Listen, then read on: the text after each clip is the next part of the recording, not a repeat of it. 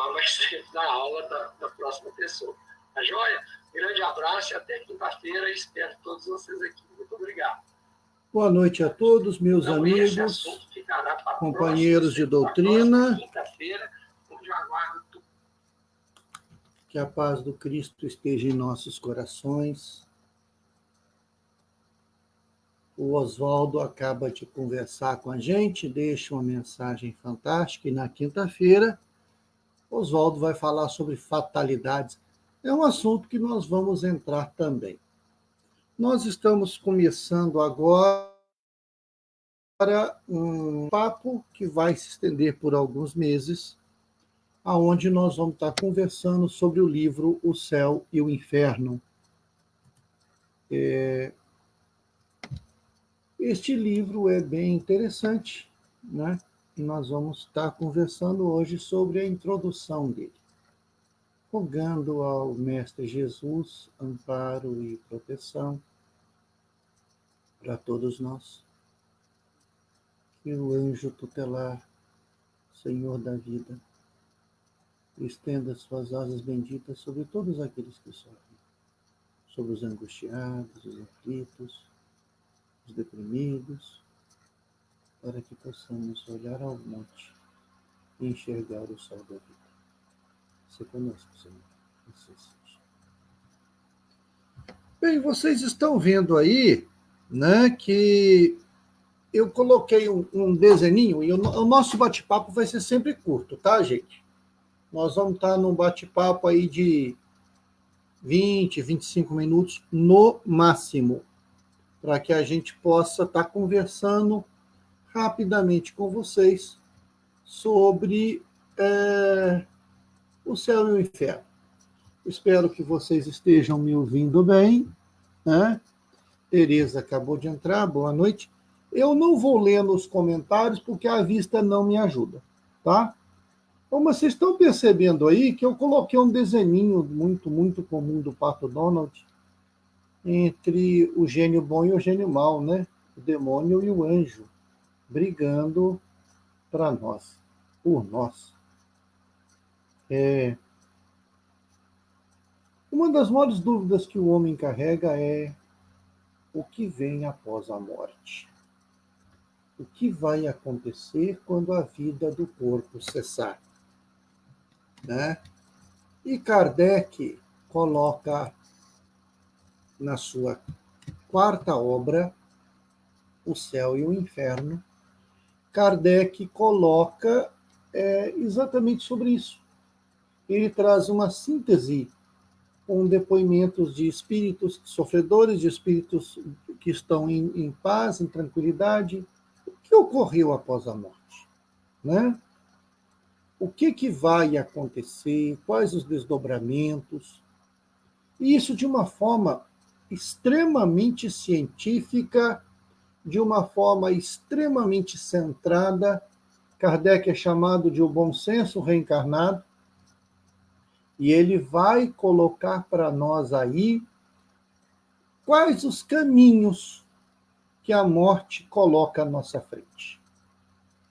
É um livro que vale a pena ser estudado e é um desejo antigo que eu tinha de fazer esse estudo.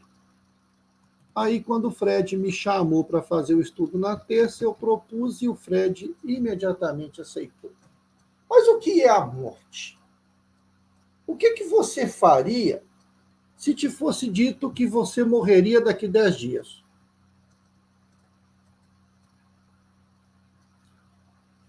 Quais seriam seus objetivos a partir de hoje? Esta figura do anjo ceifador, da morte, segurando um martelo, uma foice, né? E aqui não vai nenhum posicionamento político, porque do jeito que a coisa está, já vão estar chamando a morte de comunista, por causa da simbologia. Mas essa é uma figura que vem dos druidas, né? O anjo ceifador que viria com a morte, como a foice ceifa a vida do trigo, a morte ceifaria a vida humana, né? Mas será a morte o fim? Um até breve? Um ponto final? A entrada para o juízo final? Seria a morte a entrada para o sono eterno, o sono dos justos? Como é que nós vamos encarar a morte? Né? Como é que nós vamos verificar isso? Né? Vamos lá. Como é que se deu isso através dos tempos? Porque se nós formos pegar lá na época das cavernas, algumas pinturas rupestres mostram a pessoa sendo enterrada e depois a pessoa saindo da terra. Ou seja, lá na antiguidade ancestral, o homem já carregava a ideia da imortalidade. A ideia da imortalidade, ela tira o vazio da vida, tira a sensação de viver intensamente a vida como se não houvesse amanhã. Tira-nos o peso do vazio, né? E nos coloca numa condição de espectadores de uma vida melhor. Se nós pegarmos os egípcios, e aqui vai história, porque eu sou professor de história e adoro quando posso falar de história, os egípcios, como eram civilizações que já vinham reencarnando de outros planetas, de uma galáxia chamada Capela, eles vêm colocando para a gente a ideia de que a vida continuava. Então, os faraós faziam os seus túmulos como as pirâmides, porque era, segundo a crença, catalisadores de energia, e o túmulo do faraó era posicionado de que ao meio-dia o sol, ou Ra, estaria abençoando, né? Então, o que acontece? Os egípcios acreditavam que o faraó precisava levar escravos, a sua esposa, ouro, para que ele pudesse atravessar o Rio da Morte e ter como se manter do outro lado. Já se acreditava no pós-vida. À direita, nós temos uma imagem da Valquíria. A Valquíria eram as ninfas que levariam os guerreiros vikings para o Valhalla. O Valhalla quer dizer um grande salão, onde aqueles que morreram em batalha vão ter o prazer de viver numa luta diária e depois sentar-se, tomar cerveja, comer carne e contar as façanhas e ouvir novas façanhas. Quando um viking morria de doença, para ele era uma tormenta. Ele não seria aceito no Valhalla. Então, aí vem a cultura ocidental, que limita a dualidade, o céu e o inferno, os anjos bons e os maus. Mas esta ideia, ao invés de consolar, ela certamente ela vai nos colocar numa condição de desespero. Qual é a ideia da salvação? É que na hora da morte você pode se arrepender dos seus pecados e ser salvo. Ponto. Não importa o que você fez na vida, na hora da morte você seria salvo. E você estaria à direita de Deus Pai, Todo-Poderoso, Criador do céu e da terra, e você estaria à esquerda se você não tivesse nas bênçãos divinas. Bem, meus amigos, aí nós vamos ter um sério problema. Imagina o desespero de uma mãe cujo filho comete um crime e não consegue, em momento algum, ir para o céu. Tá? Ou seja, a mãe, uma criatura boníssima, estaria ao lado do Senhor, ouvindo anjos, arcanjos, querubins e serafins, e estaria vendo seu filho numa punição eterna. Como é que ficaria o coração dessa mãe? Quem é que estaria realmente no inferno numa situação dessas? Quem seria digno dos céus? Quem vai contar os nossos atos? Portanto, é meio complicado esta ideia que nós carregamos. E antes também tinha o purgatório, né? Que você Se você não fosse nem bom nem ruim, você ficava no purgatório, no meio do caminho, no limbo, né? Aí o Papa vai e acaba com o purgatório. O purgatório não existe, ele despejou todo mundo. Para onde esse povo foi, a gente não sabe.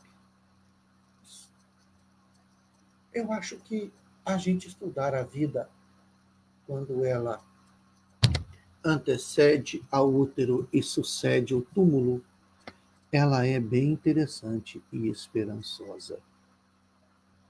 A vida após a morte, ela tem que se tornar para nós um saber. A vida após a morte, ela tem que se tornar para nós parte do nosso conhecimento. Porque você só aprende alguma coisa quando você muda o seu comportamento.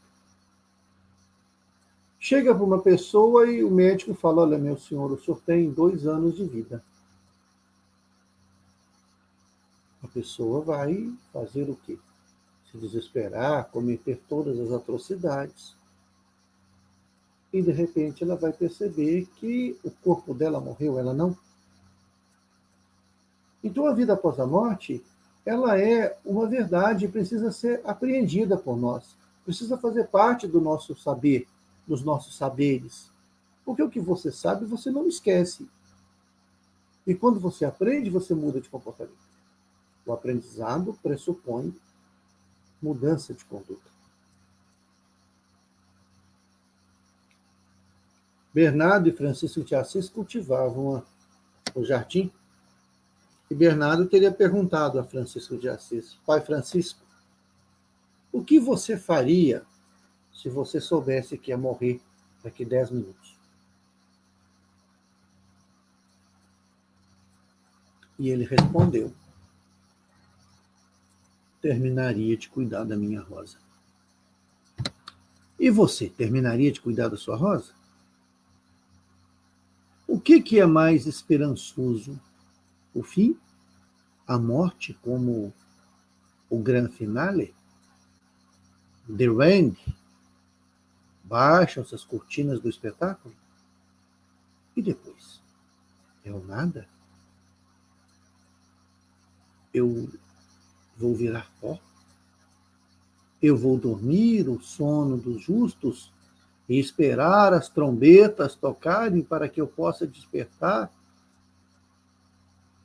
E então estar à direita ou à esquerda de Deus Pai? Eu vou arder em chamas eternas no inferno porque cometi um erro? Um pecadinho qualquer já seria motivo para não entrar no céu? Será que isso é a justiça divina? Por onde anda esse caminho? Por onde leva esse caminho, melhor dizendo?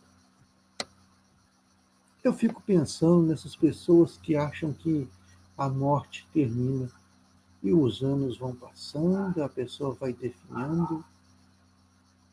Eu fico imaginando como será que ela vai reagir quando chegar do outro lado.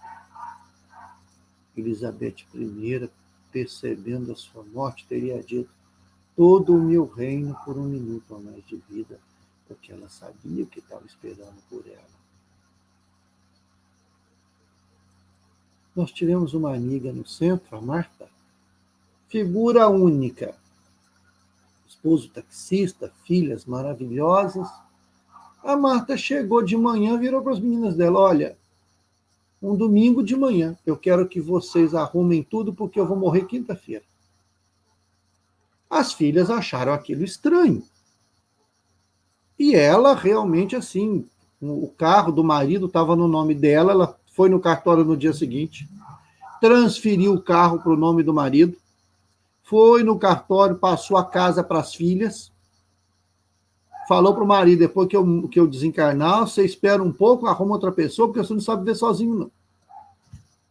Quinta-feira, 8 horas da manhã, a Marta teve um infarto agudo do miocárdio, foi levada para o hospital e não voltou. Pelo menos não voltou do lado de cá. Algumas pessoas têm essa convicção. E se ela não aceitasse a vida após a morte? E se a vida após a morte não fosse para ela um saber.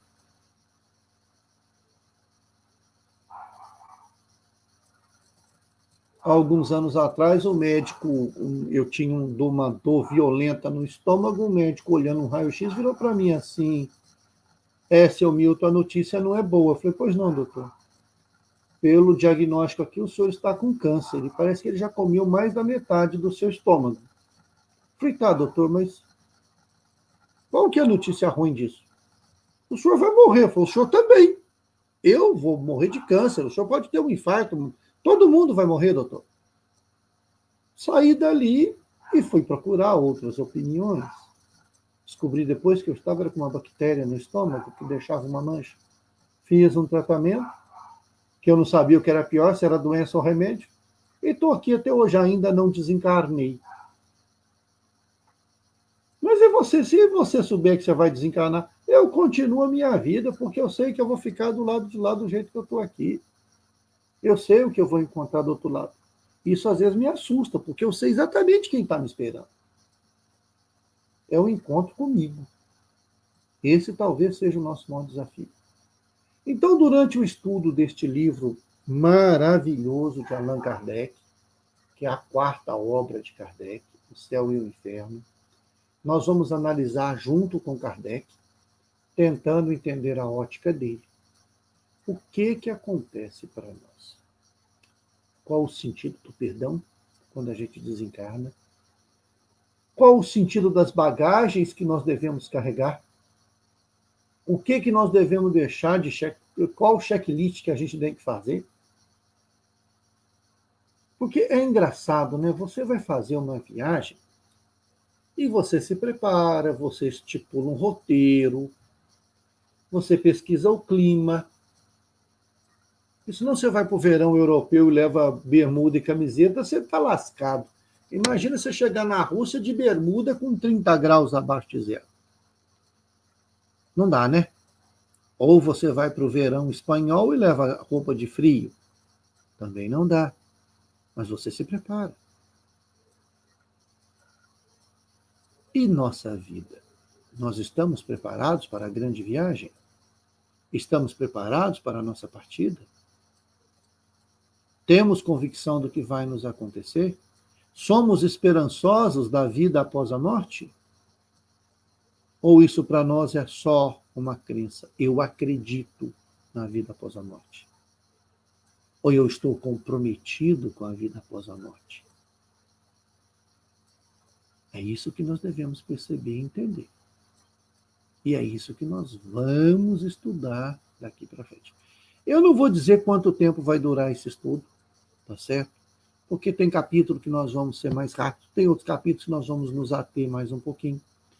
E se você tiver alguma pergunta, manda pelo Facebook do Centro, a gente vai respondendo. Eu não prometo responder as perguntas no mesmo dia, porque a visão não me permite ler os comentários, os questionamentos, mas eu vou ler e depois me comprometo a responder cada um, certo? O que nós não conseguimos explicar, nós vamos explicar ao longo, vamos buscar quem saiba para nos orientar. O bom da doutrina é isso, é que a pesquisa é constante. E quanto mais você estuda, mais você tem a certeza que nada entende e que precisa estudar ainda mais. Bom, meus amigos, nós vamos parar por aqui. O nosso prazo já está quase se encerrando, né? O nosso estudo vai geralmente 20 a 25 minutos. Nós não vamos nos ater muito, não, porque senão fica uma coisa muito longa. E é difícil você prender atenção na tela do computador por mais de 25 minutos.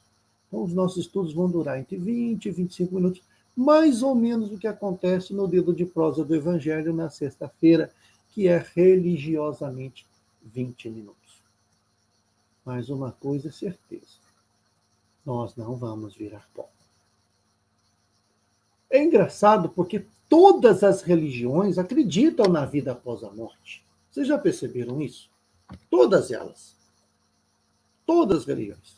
Mas cada uma fala uma coisa diferente. O que nós vamos, à luz da doutrina espírita, é entendermos logicamente o que acontece conosco. né? Cidades espirituais. Será que existe realmente um lugar destinado ao umbral? Será que existe realmente um lugar destinado às almas sofredoras? Por que alguns espíritos não conseguem sair da casa onde mora? Ficam presos, presos a objetos, não é? Nós, uma vez, atendemos uma moça desencarnada no centro, que ela estava 600 anos presa num espelho, porque ganhara o espelho de presente e o noivo for assassinado pelo próprio pai, pelo pai dela, porque não queria o casamento. E ela não chegou a se casar e amava aquele homem perdidamente. Reencarnava, desencarnava e voltava para aquele quarto, para aquele espelho. Outros escravos que voltam para suas senzalas. Outros que terminam seu desencarne, mal se desliga do corpo e já recobra a sua consciência, estando do outro lado e já parte ao trabalho. Mas isso tudo nós vamos estudar com base na doutrina de Allan Kardec. O nosso norte é sempre Kardec. Nós não podemos pegar nada que contrarie Kardec. O Emmanuel disse ao Chico: o dia que eu contrariar Kardec, que eu ficar contra Kardec, fique contra mim. E Kardec, por sua vez, já nos disse: o dia que a ciência desmentir a doutrina, abandone a doutrina e abrace a ciência. Então, nós vamos estudar. Existem muitos relatos de EQM, né, de experiência de quase morte. O filme O Céu é de Verdade relata isso, né? Há um documentário na Netflix muito interessante sobre vida após a morte, aonde uma cientista faz N relatos de estudos de EQM, tá? Que são bastante interessantes.